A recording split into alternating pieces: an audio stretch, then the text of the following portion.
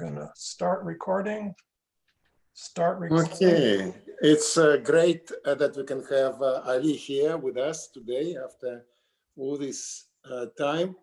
We're very happy to have you, Ali, and Ali is going to talk about his recent joint work with Johann Ducy and Sylvia Cartier, and it's about what is it? It's about a new A2 identities, which were initially discussed by Varnar and Anna Schilling, but after that there was additional research, and we're going to hear the latest development on that subject. Title, of course, is not on A sub 2 identity, right? It's about twisted, but it's about cylindrical partition. But it's basically the same thing. Exactly. Okay, so and Ali is now joining us from Austria, Linz, and we're very happy to have him. So Ali, you can actually start. If you want to add something for introduction, please feel free. Oh, thank you, Professor. Please interrupt me as I present. I'm not going to be able to see your faces, but please interrupt so that this becomes a conversation. Okay. I will be talking about the new modulo 8 cylindric partition identities we proved with Sylvie Cortil and Johann Ducy. And here they are. And here's the title and the archive tag of our recent manuscripts. Sylvie Cortil is, of course, from University of Berkeley, and Johann Ducy is from CNRS in Lyon. And we have been working on this paper for about a year now, although we finished the big chunk of it a year back. And we finally were able to finish this whole thing and put it on archive. So I'm happy about that. So let me start with what this thing is all about. It is about partition identities. As usual, I will talk about partitions, Q series, and what these things are. And we will move to Raju-Somanjan and so on and so forth. So let's start with that. Here's the definition that I will use for a partition. It is a finite sequence of non-increasing positive integers. It's a finite sequence, so we can just sum it up, all the parts, sum up its parts, and get a finite value, which is the size of this partition, and the number of parts is the number of parts of this partition. So here are two examples. 511, it is a non-increasing finite list of positive integers. 3 elements, you sum it up, it's a 7, so we can just say it's a partition of 7. Another one is the conventional one, is the empty list. So it is the unique partition of 0. So there are no parts. When you sum the parts up, it's just 0. Okay, we don't want to deal with them one by one usually, so we want to deal with them in bulk. We will define the generating functions for that. And that is, given a sequence, ANs, I will call this function AN q to the power n, the series of that, to be the generating function of this sequence. So the exponent of q will be keeping the index of the sequence AN. And here is one example. Let D be the set of all the partitions with non-repeating parts. Here are examples on the bottom of the slide. And if you take these partitions and group them with respect to their size, group them with respect to their total size, you would start seeing that there's only one partition of 0, which was the convention that we mentioned. There's only one partition of 1. And when it comes to 5, the partitions of 5, there are 3 of them. So here they are, 4, 1, 3, 2, and 5 partitions into non-repeating parts. And the partitions of 9, here there are 8 of them with non-repeating parts. So of course, we don't want to see just the list. We want to understand these functions as analytic objects. We want to have their closed formulas. For that, we define more generalized binomials and generalized factorials. And the generalized factorial is the Q-Poch-Hammer symbol. A Q sub L is given by this product, the product of L terms. Well, it starts with 1 minus A and goes all the way to 1 minus A times Q to the power L minus 1. And that L, if you take that limit, L going to infinity, we call it A Q sub infinity. There's the infinite product. And here's one example how this relates to the generating functions of partitions. If you take this product, minus Q sub infinity, you see these parentheses, 1 plus Q to the power 1, 1 plus Q to the power 2, 1 plus Q to the power 3. And you can think of these parentheses as Boolean statements, each of them being one Boolean statement. So this parenthesis meaning, do I have a 2 in my partition that I will count, or do I have no 2's? So 0 q to the power 2's in my partition. So when you do the formal multiplications, you start seeing that you only have 1 when you multiply all the ones in all of these infinitely many parentheses. You can only get q to the power 1's by multiplying this q to the power 1 with all the ones on the other parentheses. Q to the power 2 the same way. And when it comes to q cube, you can have this q cube in 2 ways. You can either have q cube and all the other ones in all the other parentheses. So you only have the part 3 in your partition and nothing else, collecting ones from all the other parentheses. Or you can collect 1 from the first parentheses as a part 1, 2 from the second parenthesis as a part 2, and ones from all the rest. So it is a partition that has the parts 2 and 1. So this gives us a formula for the generating function for partitions into distinct parts, where we group these partitions with respect to their sizes. Similarly, if you were to take the fraction 1 over q sub infinity, that is the generating function for all the partitions. And these are the classical examples that we start with. And then we want to move on to what a partition identity would mean. So we have these generating functions, but how do we use them? Oh yeah, one more thing is that when we see so many of these products, we start using shorthand notations. One of them is this A1, A2, AK base Q sub L. It is just if we have the product of the same base with the same number of elements so many times that we compress them this way. And the other one is the Q binomials. So it is a generalization of the binomials, normal binomial coefficients. Okay, these come in handy when we're generating our functions, when we're putting together our generating functions. And let me move on to partition identities. So here's one example. In the partition identity, we usually try to equate the number of partitions coming from 2 different sets, completely different sets. And Radon identity is the best example to that. It is the first non-trivial example, I would say. So for m being 1 or 2, let's take m being 1, the number of partitions with gaps between parts being greater or equal than 2, these type of partitions are equal in number to the partitions where the parts are either plus or minus 1 modulo 5.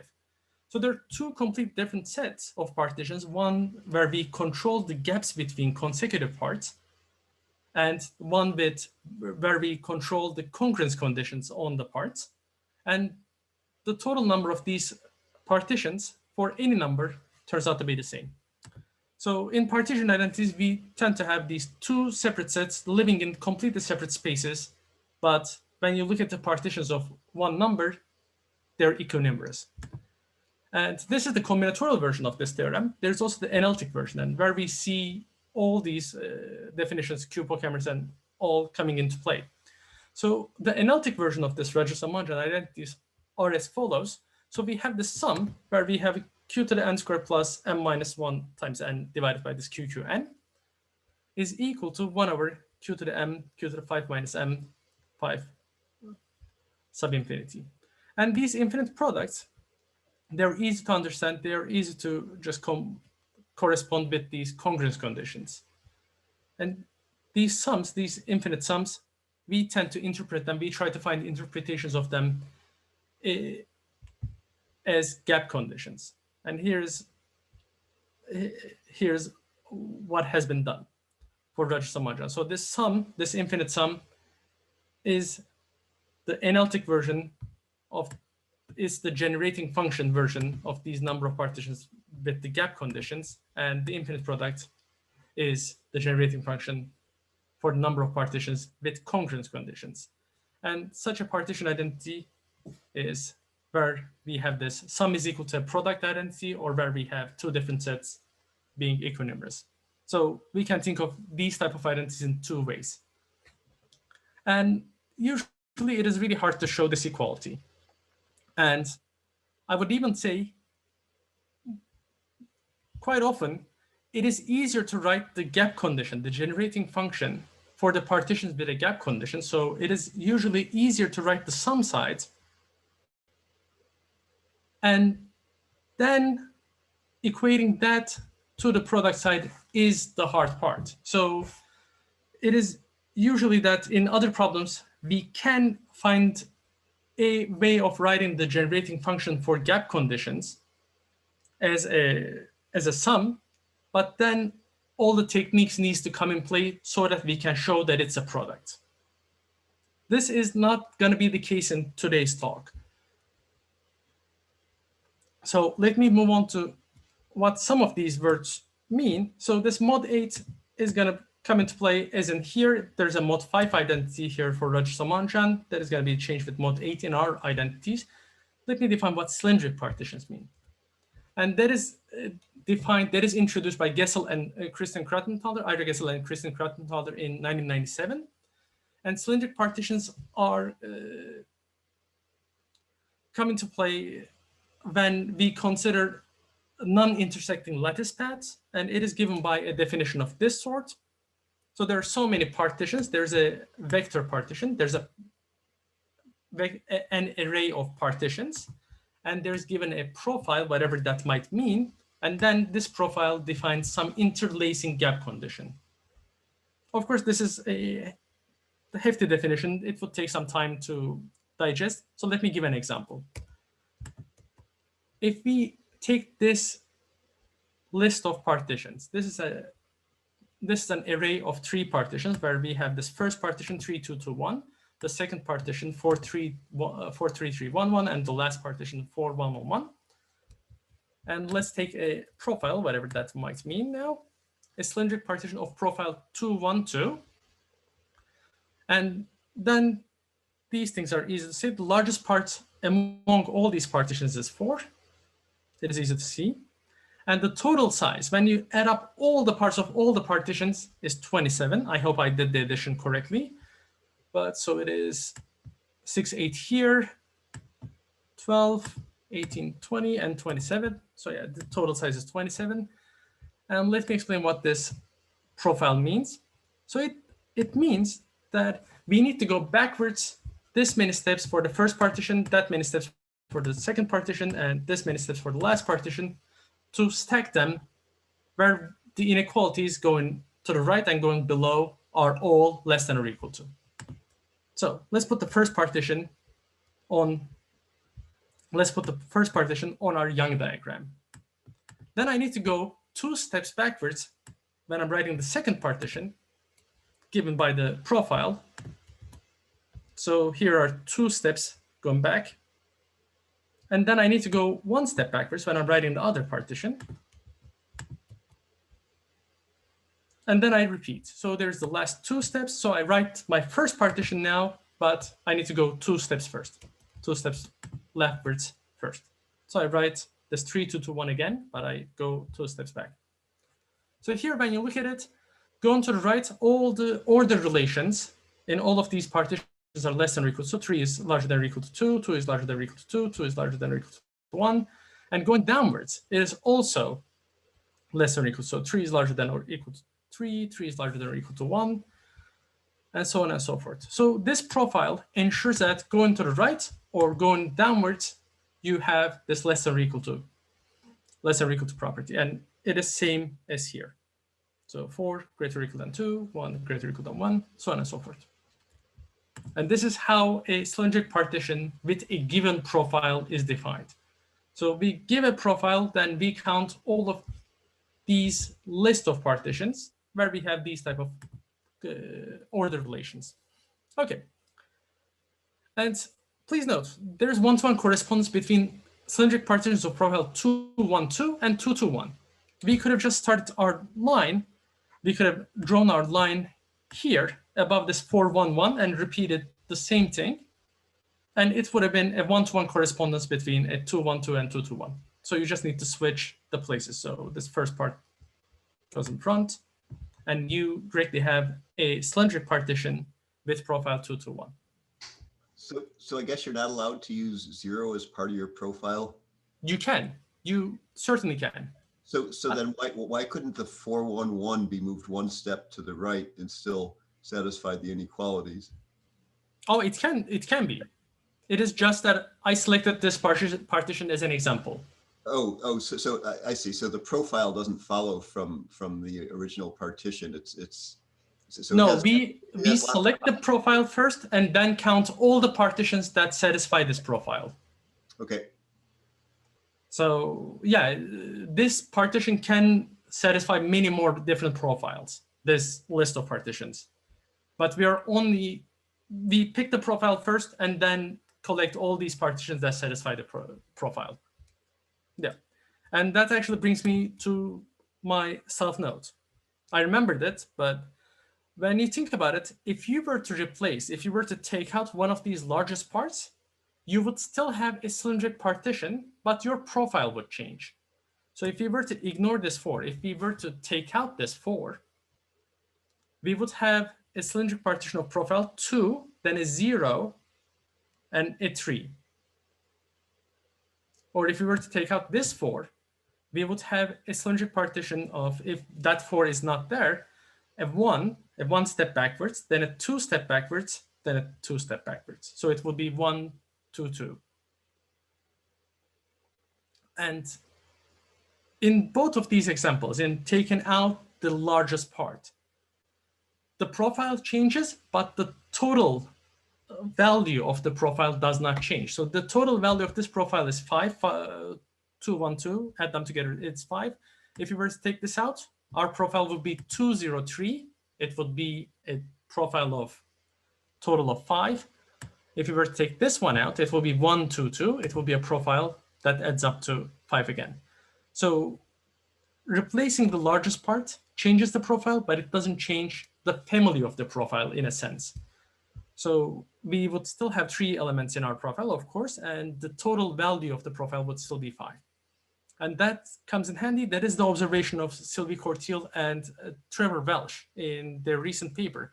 So if this P sub C is the set of all the cylindric partitions with profile C, and if you let this bivariate function, fyq, to be the generating function of all these cylindric partitions, where we group them with respect to their size, with respect to q, and y keeps track of the maximum, the largest value in the cylindric partition.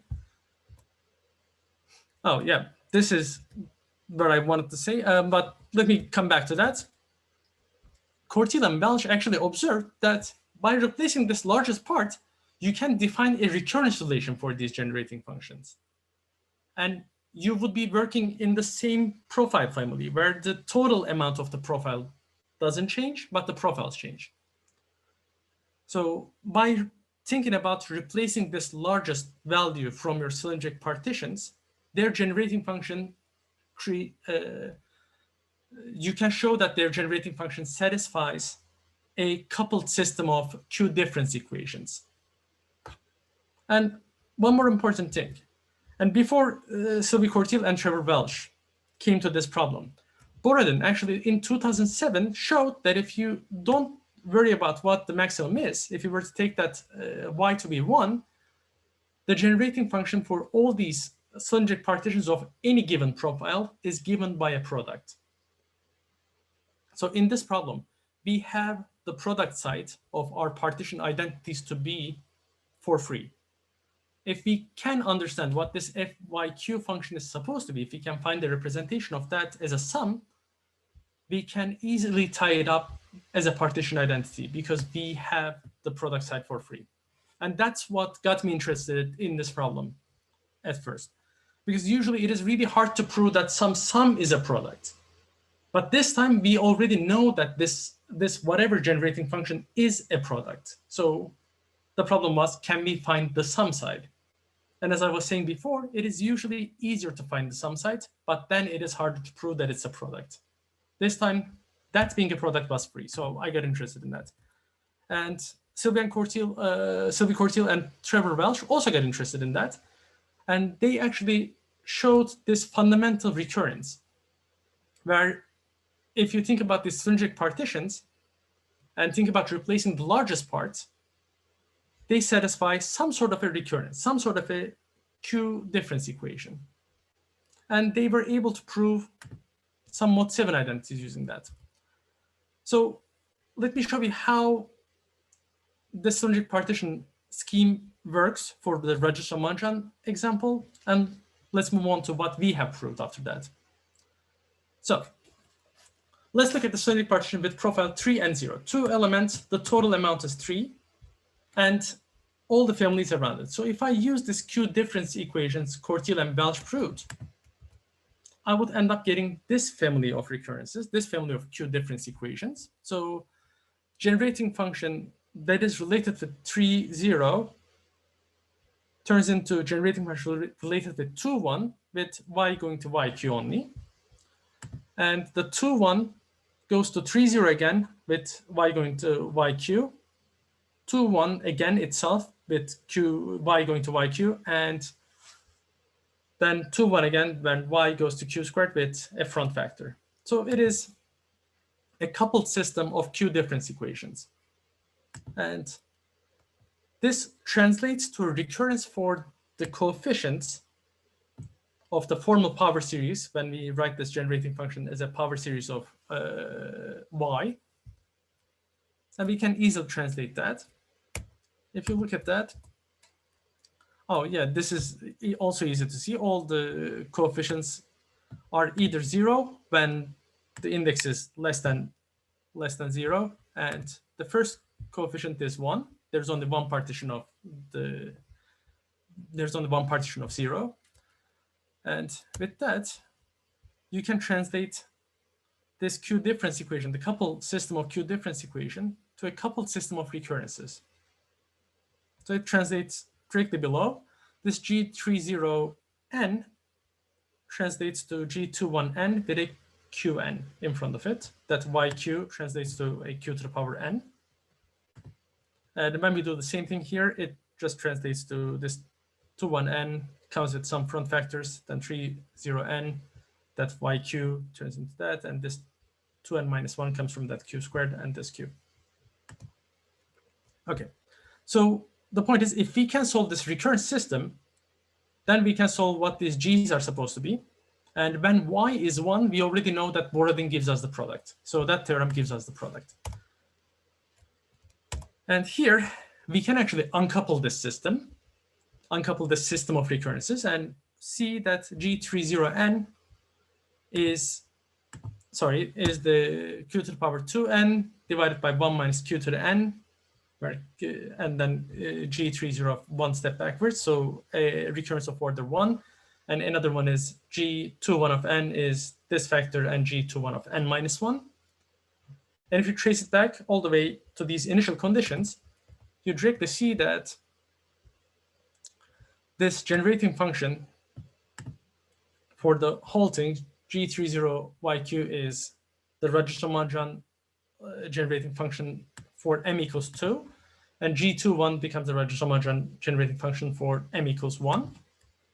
And then, as I was saying, if you were to take that y equals 1, the Borodin's theorem already says that this is equal to a product. Then we just combine these two and prove the Rajasthan identities using this method. And I'm not the first one to use it. Of course, as Professor Barkovich said, a lot of people worked on it. So A2 system is where it's coming from. So Varnar, Welch, Foda, Sylvie Cortiel, a lot of people have done it.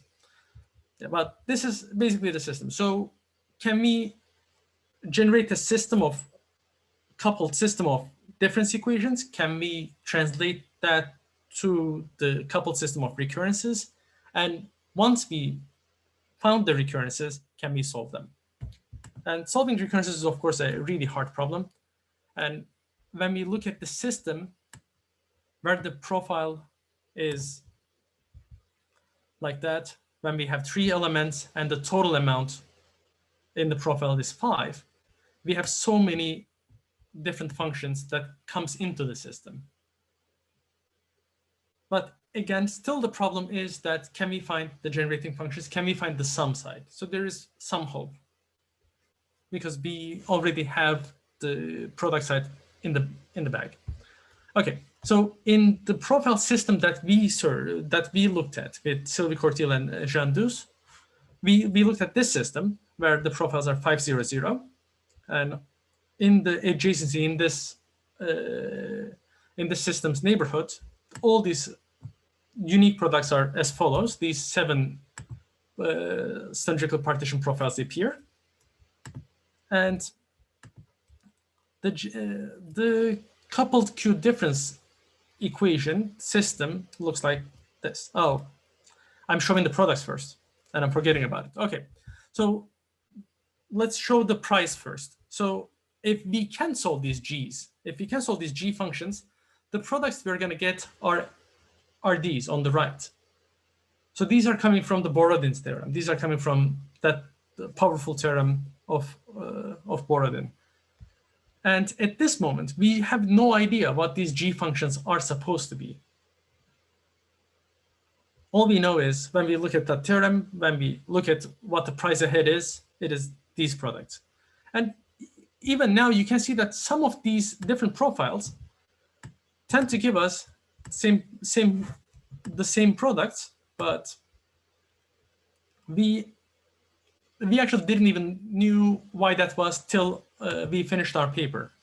And I'm not going to mention that, but there's actually a reason for that too. Okay, so what we will try to do is try to solve these functions, try to find a sum representation of these functions. And it is quite hard to do because the system looks like that. And if you look at the system of the 7 equalities coming from the recurrence relation that Cortil and Welch proved, you see that the orders can go all the way to y going to yq cubed. So the orders even are going higher than the cases that we have seen before. But we have the tools for that. In my last colloquium at UF, I actually presented my Q functions package with Jakob Ablinger. And we have all the tools that we need to generate this system automatically and correctly. And we also have the tools to translate this to the equivalent recurrence system, the coupled recurrence system for the coefficients of these generating functions. And we are using the tools of Christoph Kuchan, another Mathematica package, Q holonomic functions. And we can actually uncouple this system of recurrences. So we can actually do a lot of things given a system of recurrences of this type. And this is what we did. But this still doesn't prove anything. This still doesn't give us anything if we cannot find the exact expression for these G functions. So I was playing with this. I have done all the groundwork to be able to prove everything about this system, but I couldn't find the exact expression for these functions on the left. But thankfully, and yeah, this is clearly where we should stop doing work by hand. But thankfully, Sylvie Cortil and Jean Dus independently found these sum sides. They were able to guess what these sum sides are supposed to be. So they were also working on this problem. I was working on this problem from a different angle than they were. Their angle allowed them to find these sum sides, guess these expressions, and my approach, although I didn't have the guess, I was ready to prove if only I had the guess. So when we actually shared what we know about this problem, we directly saw that we solved all these 7 identities. So they had the guess of these sum sides. I had the machinery to prove that this expression is actually what we need. And that actually carried us to the end result. So only knowing this sum side is not enough. We need to go ahead and show that it's actually these generating functions. And that can be done by my Mathematica implementation with Jakob Ablinger. So let me move on to that. Now I move to Mathematica. I hope you can see that screen instead of my slides. right? Nobody's saying no. So let me show you what it is. So we can create let me quickly do the register margin example. We get a system. We automatically get a system from my mathematical package with Jakob, and I'm also taking in the holonomic functions package of Christoph Kushan. So these are this is the example that we looked at. So when we look at the profiles with 2 elements that add up to 3, we see that we get two generating functions, G30 and G21, and they satisfy this coupled system of recurrences. Maybe I can even put them here. Amazing. Right.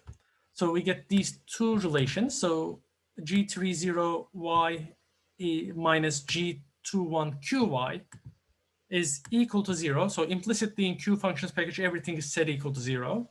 Every recurrence is set equal to 0. And this is the other recurrence that we looked at.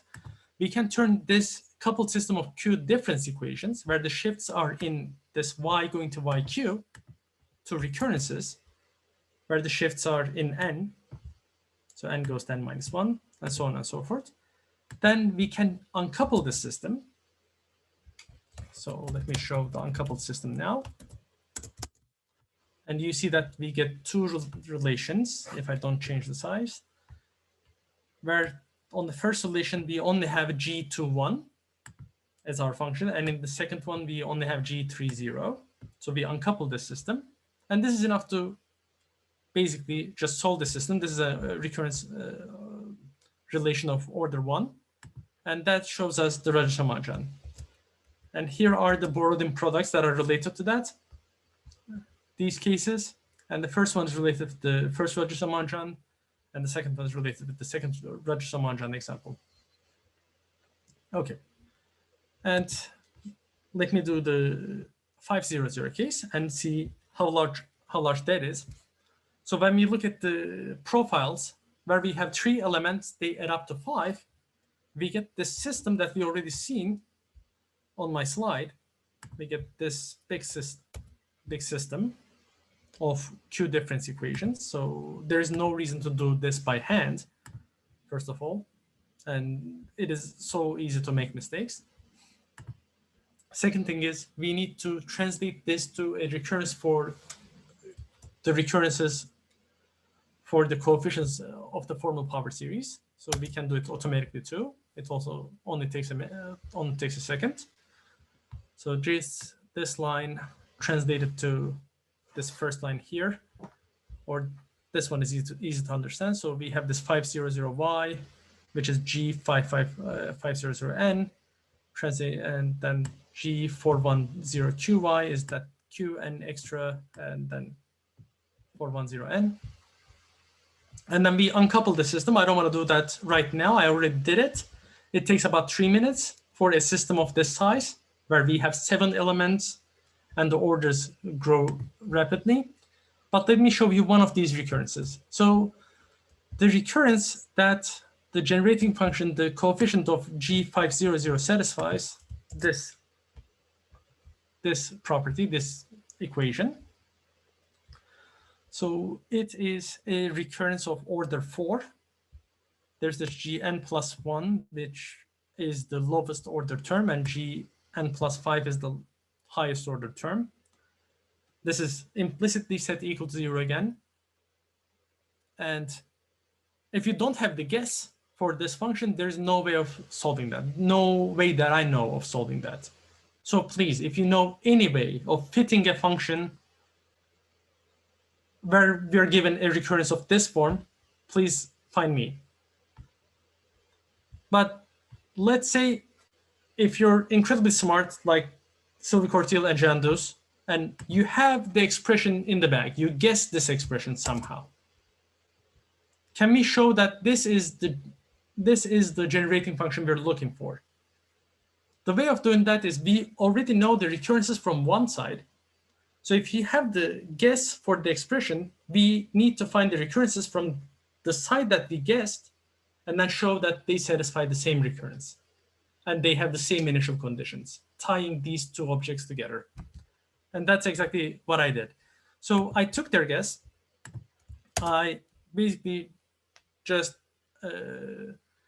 automatically found a recurrence that is satisfied by their expression, which is taking some time. And then I showed that it is the same as the recurrence that we have in hand. So we then had two objects. One is the combinatorial object that I want. One is the analytic object, which satisfy the same recurrence. And then I showed that they actually satisfy the same initial conditions, which showed that these are exactly the same objects. And that gave us the analytic identity. Hopefully this creative telescoping chain is gonna terminate soon. It shouldn't take too long, but this uncoupling takes 3 minutes, so who knows? But I can show you the end result of that while waiting for it. So once you get these sums, you can directly go ahead and put y equals to 1 and end up getting your sum being equal to the product coming from Borodin's theorem. And this is a really interesting result that we know what combinatorial this object means. It is a cylindric partition. It is related, it's a generating function related with non-intersecting lattice paths. And on the other side, we have an infinite product, which we can interpret as colored partitions where they satisfy only congruence conditions modulo 8. Okay, so as you can see, the creative telescoping ended. We have found the recurrence of the expression, guessed expression. And here, let's show that recurrence. It looks quite the same. It is of order 4 to begin with, n2, n4. And all I need to show is they are actually the same. So this is the recurrence of the expression, of the guessed expression. Now I'm taking the recurrence from the system of cylindric partitions, changing the name of the function, shifting things to make the indices match, and then show that if you take these recurrences side by side and take their difference is not 0, but 2 of them. Okay. Or if you take negative, it is just 0.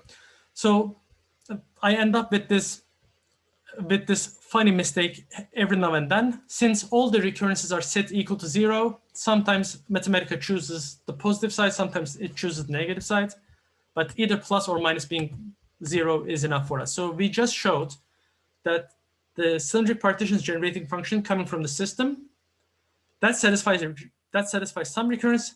It is the same as the recurrence of the guessed expression, so that all we need to show is that they have the same initial conditions to end up having these two objects are the same. So I take my sum, I take the guess sum, I look at the initial conditions, order 4, so my first 4 elements matching is enough. So the first 6 elements are like this. Let's make it, first 7 elements are like that. And from the system, I look at the values again. I look at my system of the cylindric partitions and take my initial conditions to be at -3 to be 0, at -2 to be 0, at -1 to be 0, and at 0 to be 1, just as in here, and just as in how it was defined from cylindric partitions, and look at the initial conditions.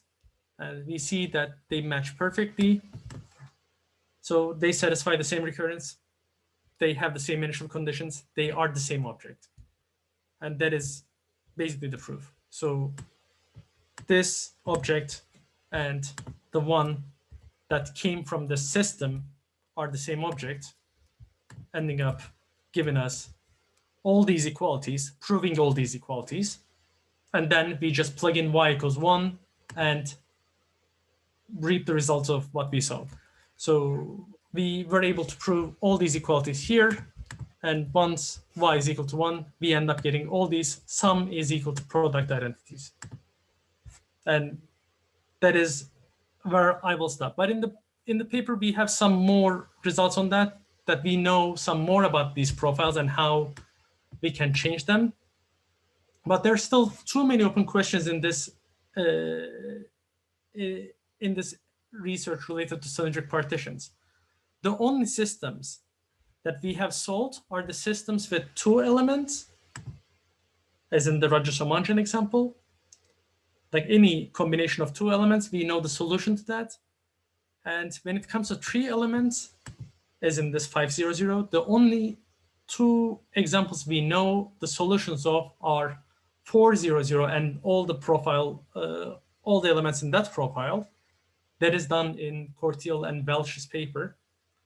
And we know now, we know all the identities that come from this 500 and all the adjacent identities to this profile. But we don't know any other thing. So we don't know 300, we don't know 600 or 700, or all the other examples around it. And the hardships comes in that equality right there. We don't know the sum expression. We don't know how to guess this sum expression. Although it was the easier case in earlier examples, now we have everything for free except we need to guess this sum expression, and it gets really hard. So if you have a good idea of how to do it, please let me know. But if you don't, I want to thank you here and basically let it sit. Basically, this be the end of the talk. All right. So if you have any questions, please let me know.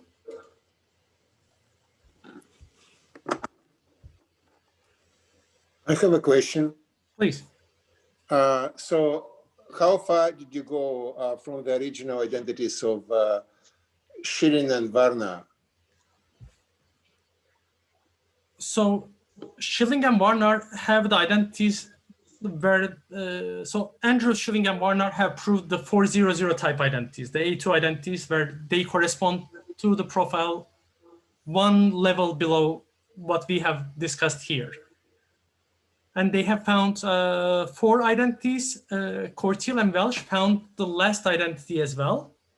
Mm-hmm. Schilling and Warner, in that same paper, they also discuss 1 identity that is related with this 500 profile. Their fermionic expression, their sum expression is completely different than ours. Theirs is not all positive. Ours is completely manifestly positive. All the terms add up. And we have not moved any further than what we have discussed here. There are different issues, different difficulties when the size of the system gets larger. So as we said, I have already looked at all the other systems, let's say 800 and all those other systems that have more elements in them. And I have also uncoupled them. And I also know what the product that will come out of them is the generating functions, but I just cannot find the sum expression so that I can get that analytic identity. I cannot guess the sum expression that will carry me to this identity. But if you have any ideas, if Schilling and Warner maybe gave some minimal representations of those type of systems, I would love to see them. Yeah, so far I think we have done everything that they did, and now it is head to head. Whoever gets the next step is going to be the new leading. Did you inform Warner and Schilling about your results? They liked it. We informed Ole, and Ole Warner liked it. Okay. He liked it a lot. Yeah. Good. Yeah, we informed him maybe 2 weeks ago before we submit this paper, and he liked it a lot. He gave his blessings. And where do you plan to submit it? We already submitted that, so let me not telejournal name. Okay, all right. But it's a good journal. I like the journal. Okay. I don't know if we have. Yep, we don't have any competition editors here, so I think it's okay. So, All right. thank you. Any other questions? Please. We're ready to wrap up. All right. Well, let's thank Ali and thank Alex for inviting him. It's good to see him again. We hope to see him Thank you. in person in the near future. Thank you. Before you wrap up, actually, there's one more news I would like to share with you. Okay. Professor actually knows this. In 2021, if everything goes well, I will join University of Bath, or BAT, Computer Science Department, as a postdoctoral fellow. So I will move from mathematics to computer science for a while and work with James Davenport and Russell Bradford there. Wow. So my next talk might not be about Q-series, so it might be about something else. But we Is shall. Bath near London? It is near It's Bristol. It's on the southwest. south side? Yeah, it is southwest. Yeah, southwest, it's maybe 50 miles. It's quick train ride. I see. Roman city. They All apparently right. have a Roman bat. That's all I know. All right, I'm going to stop recording since we're Okay. out of the world here. All right, Sure. thanks a lot.